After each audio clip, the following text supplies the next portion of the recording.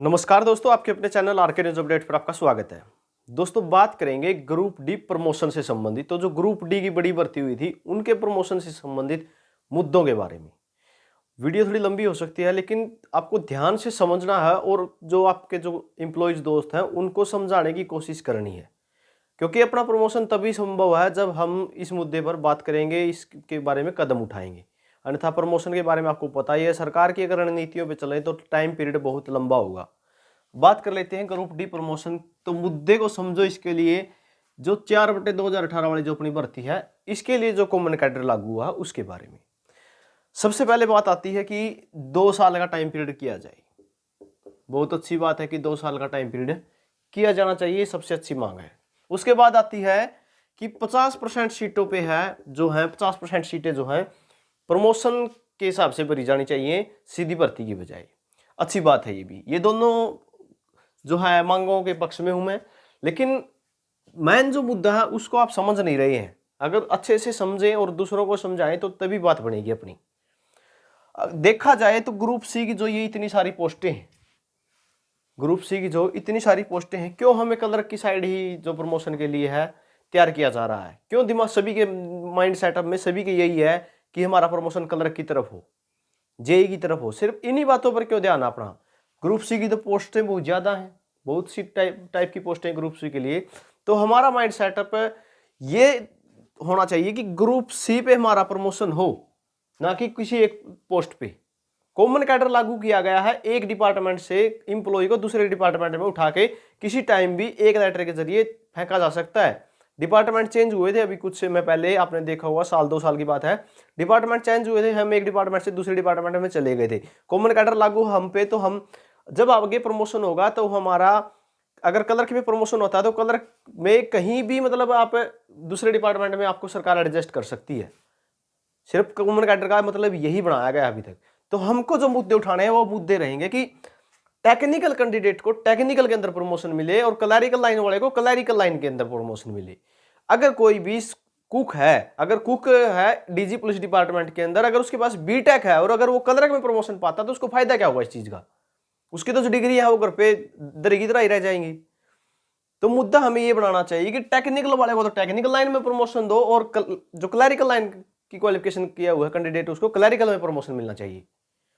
जब तक टेक्निकल और नॉन टेक्निकल को नहीं समझोगे आप, तब तक प्रमोशन का हमें कोई फायदा ही नहीं है। अब बीटेक वाले को अगर कलर का प्रमोशन मिल भी जाता है तो क्या बड़ी बात हो जाएगी?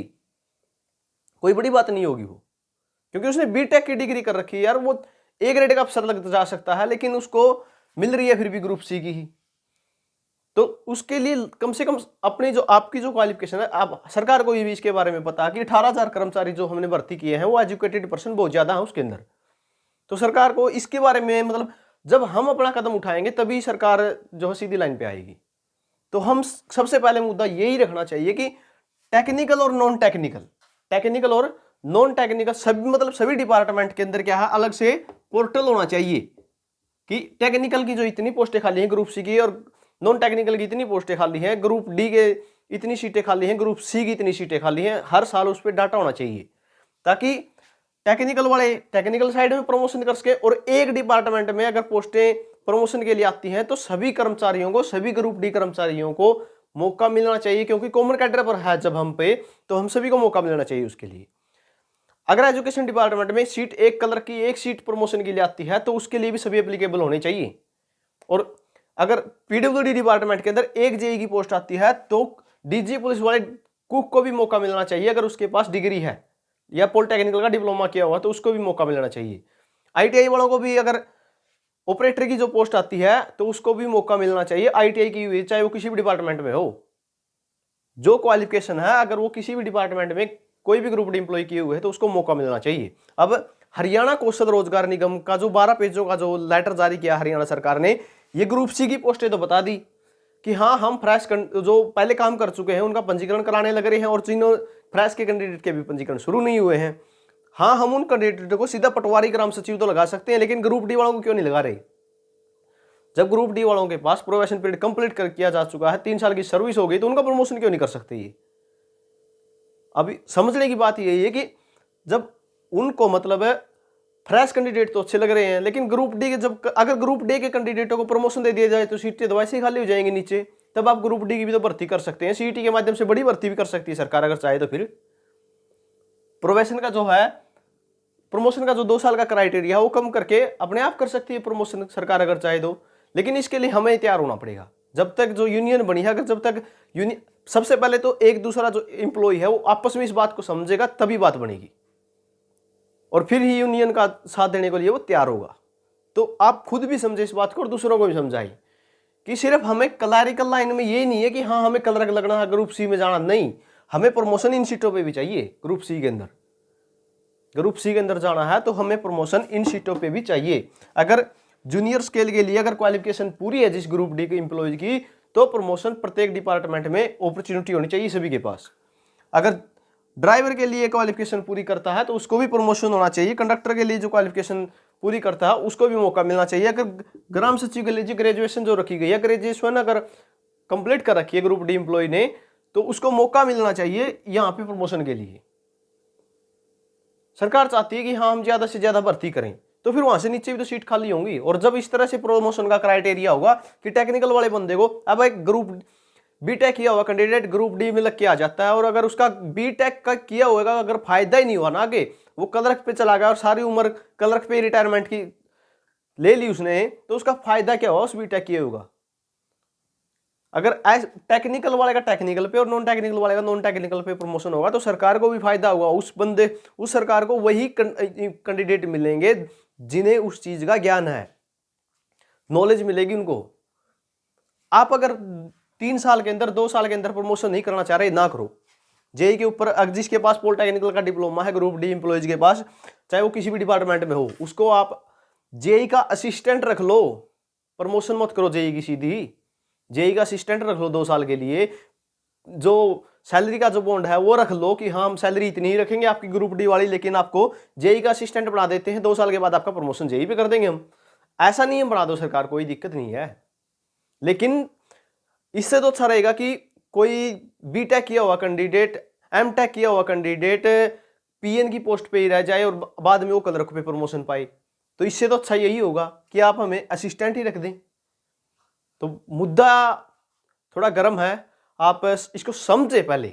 मेरे कहने का मतलब, इसको जब तक समझेंगे नहीं तो मुद्दा उठाना है तो ग्रुप सी की सभी पोस्टों में प्रमोशन का उठाओ कि प्रत्येक डिपार्टमेंट को। अब ये नहीं है, देखो अपना अपना पेट तो सभी पीटते हैं। अगर आप इरिगेशन डिपार्टमेंट में हैं और आपके पास पॉलिटेक्निकल का डिप्लोमा है, हो सकता है मेरी बात आपको गलत लगे कि हाँ अदर डिपार्टमेंट वाले को मौका नहीं मिलना चाहिए। ऐसा नहीं है, मौका मिले तो सबको मिले। जब कॉमन कैडर सब पे लागू है तो मौका मिले तो सबको मिले, ना फिर किसी को भी ना मिले। इससे तो अच्छा यही है। क्योंकि अगर सब, एक बात देखो, अगर आप इरिगेशन डिपार्टमेंट के अंदर हैं, आपने डिप्लोमा किया हुआ कि हाँ आपको बुरा लग रहा है कि हाँ अदर डिपार्टमेंट को मौका नहीं मिलना चाहिए, ऐसा नहीं है। होना ऐसा चाहिए कि अगर इरिगेशन डिपार्टमेंट के अंदर एजुकेशन डिपार्टमेंट में कोई भी कलर की पोस्ट निकलती है तो वहां भी इरिगेशन वालों को भी मौका मिलना चाहिए। तो ये इंफॉर्मेशन रहेगी दोस्तों। अगर मुद्दा समझ में आता है आपको तो आप आवाज उठाओ, यूनियन के साथ एकजुट हो, और यूनियन को भी इस बात पर ही मुद्दा उठाना चाहिए। देखो मेरे हिसाब से अगर सुझाव अच्छा लगा हो आपको, अगर सुझाव गलत तो आप कमेंट कर सकते हैं दोस्तों, वीडियो को डिसलाइक कर दें बिल्कुल। तो प्रमोशन लेना है तो ग्रुप सी की सभी पोस्टों पे, और सरकार को इसका क्या फायदा होगा। देखो हरियाणा कौशल रोजगार के लिए तो सरकार ने स्पष्ट बोल दिया कि हाँ हमें इन पोस्टों के लिए ये क्वालिफिकेशन चाहिए। अब उनके पास जो ग्रुप डी के जो पहले ही एजुकेटेड एम्प्लॉयज हैं उनको मौका क्यों नहीं दे रही। प्रमोशन हो जाएगा, सीटें भी फिलअप हो जाएंगी, नीचे ग्रुप डी की पोस्टें भी खाली होंगी। बहुत बड़ी भर्ती हरियाणा सरकार कर सकती है। यहाँ पे सीईटी के माध्यम से जो 10,000 कैंडिडेटों की बोल रही है, यहाँ पे 30,000 पदों की चाहे भर्ती कर लो सरकार। लेकिन क्या होगा, इनको यहाँ पे क्या है, जो प्रमोशन का मुद्दा है वो सोल्व करना होगा। तो यूनियन से अनुरोध है कि आप इस मुद्दे पर ध्यान दें, और सभी एम्प्लॉयज दोस्त से भी अनुरोध रहेगा कि आप इस बात को समझें और दूसरों को समझाएं कि हमें सिर्फ ये क्लर्क और ये जेई पे ही ध्यान नहीं देना है, हमें ग्रुप सी की सभी पोस्टों पे ध्यान देना है कि हाँ हाँ हमारा प्रमोशन ग्राम सचिव पे भी हो सकता है, पटवारी पे भी हो सकता है। अगर हमने ग्रेजुएशन की है तो हमारा प्रमोशन वहां भी करना चाहिए। तो मुद्दा ये रखना चाहिए दोस्तों। और जानकारी अच्छी लगी होगी, जानकारी को शेयर कर लें बाकी दोस्तों के साथ, चैनल को कर लें सब्सक्राइब, ताकि हर जानकारी हम आपके साथ शेयर कर सकें। थैंक यू दोस्तों।